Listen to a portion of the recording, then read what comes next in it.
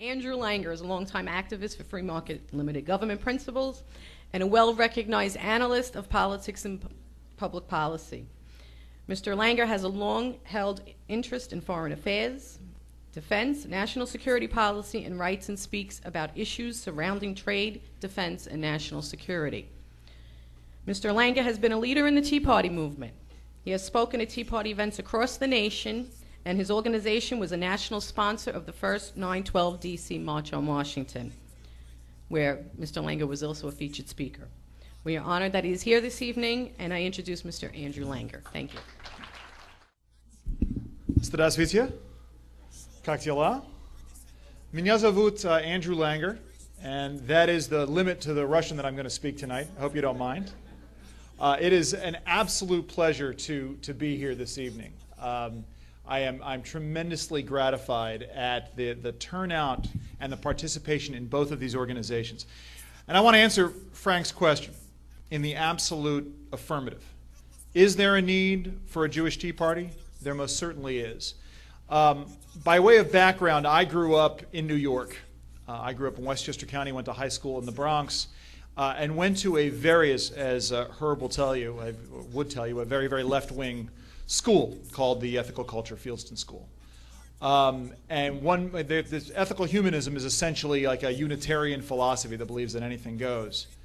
I was always very hawkish, much more hawkish than my peers. And I came to my conservative values through ardent anti-communism. I wanted to come out of school and fight communism and fight the Soviet threat, because I saw communism as an evil force upon this earth, robbing folks of their dignity, keeping them enslaved, and taking everything away from them. Unfortunately, in the middle of college, the Soviet Union disappeared because we won the Cold War, and that philosophy we thought had died a much needed death. And clearly that is now not the case. And I wound up going in a very different direction with my life. Working for a blind attorney and studying constitutional law and public policy, which is where I find myself today, working on these sorts of issues. And I'm glad that, and gratified, as I said, that there is this Tea Party movement that is out there. And it's not like this hasn't been long in coming, right?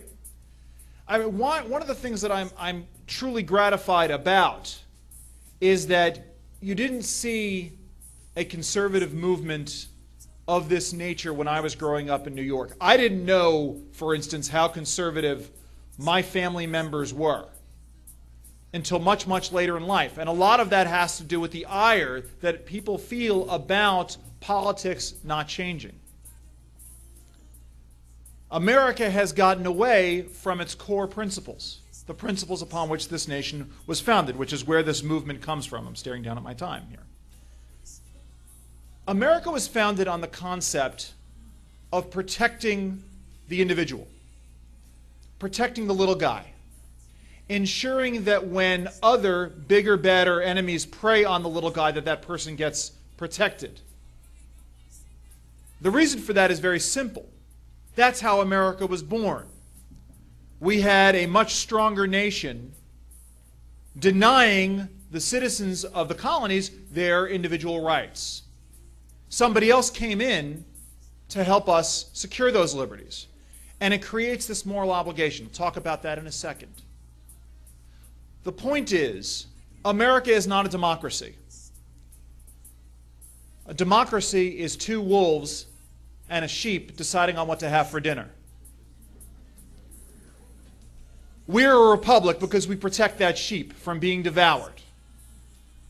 And it gives us that obligation to protect sheep around the world from being devoured by the wolves that surround them. It is how we have conducted ourselves as a nation ever since our founding. Israel is one such sheep. Israel is a raft on a turbulent sea. And we are the Navy that will go out there and protect it. We have to. It's what we have always done as a nation. We protect our friends.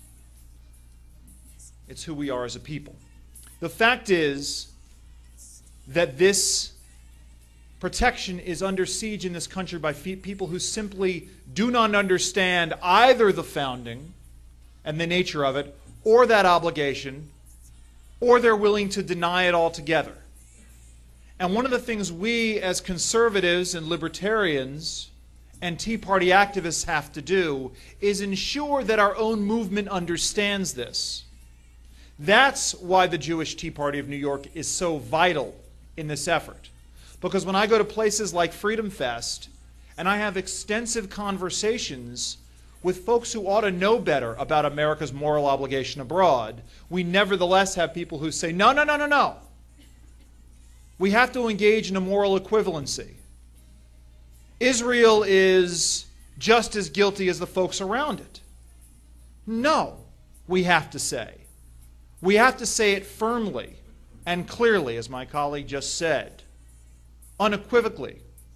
We have to make sure that people understand that there are no other true democracies in the region, or true republics in the region, I should say. I don't want to contradict myself. That when you have nations all around that are oppressing their people, and you have Israel, which is a beacon of light and hope by protecting individual rights, we stand with those who protect those individual rights. And there is frankly a reason why, if things were so bad and Israel was so oppressive to its people, you would see the same sort of chaos in Israel as you have seen in every other Arab country that surrounds it. You see, I got to tell you, I think there are forces at work in the Middle East that give me hope. There are people who truly want peace. There are. But the problem with chaos in these other nations is that the forces of extremism can take hold there. And they can get far more extreme than they have been. This presents us with a problem. We have to protect Israel. We have that obligation. Protecting Israel means supporting the forces that are at work, that are peaceful, that are engaged in the struggle for individual rights. Because when those forces take hold in these other Arab countries, Israel can be protected. And the problem that we see here at home is that you have members of our movement who want us completely out of the business of promoting these works of freedom abroad. And I say freedom. I don't say democracy. This has been a huge problem in America over the last 30 years, frankly, is we have been in the business of promoting democracy abroad. We've seen where that has gotten us. We need to promote nations. We need to promote systems in nations that protect and preserve individual rights. We need to, frankly, promote republicanism abroad. Small r republicanism. Don't want to confuse anybody here. I'm not speaking from a partisan perspective. If we do not, ladies and gentlemen, if we retreat within our own borders and we let the rest of the world go to hell, we deny the very essence of ourselves. And the revolution for America is truly lost. We absolutely cannot let that happen. My charge to you all is to not just get engaged in your communities. We're going to have a hard-fought election next year. I don't have a favorite candidate. I can't tell you who my favorite candidate is. I've had this discussion with a number of people. But we need to make sure that whomever gets the nomination of the party that will stand in opposition to Barack Obama, whoever does that, is as pro-Israel as can be.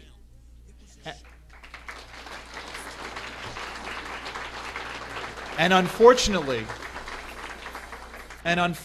there are candidates who stand out there who are not willing to go the distance for our friend and ally.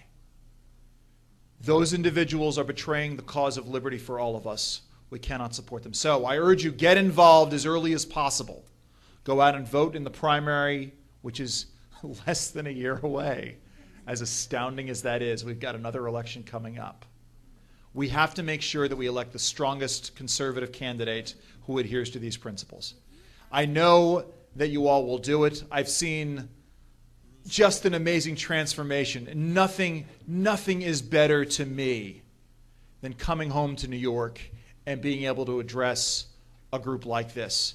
And before I go, and let me tell you, there's a reason why I go before Herb London, because Herb London is a truly outstanding and amazing speaker, and I am humbled to appear on a program with him, because it's just, you guys are, if you've never heard Herb speak, you are in for such an amazing treat. I came up because I came here and was really excited because my parents, my mom's birthday, I stayed with my folks last night, or meant to. I stayed at my folks' house last night.